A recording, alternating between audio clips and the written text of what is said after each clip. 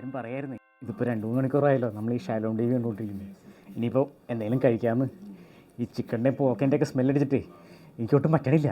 വൈകിൽ പുറത്തിറങ്ങി പൊക്കോ.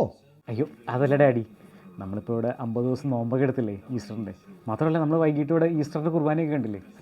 ഇനിയെങ്കിലും ഒരു പെങ്കടിച്ചൂടെ, ഒരു ഇച്ചിരി പോർക്ക് കഴിച്ചൂടെ? എൻ്റെ കൈ ധരിക്കുന്നു. സാത്താനെ, സോറി ജസ്മോനെ.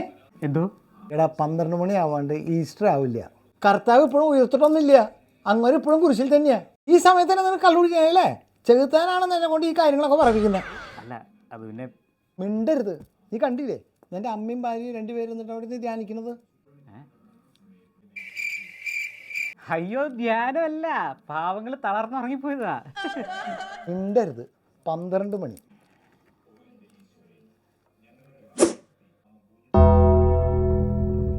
ആ 12 മണി. എടാ ഇതിപ്പോൾ ഇവിടത്തെ 12 മണി.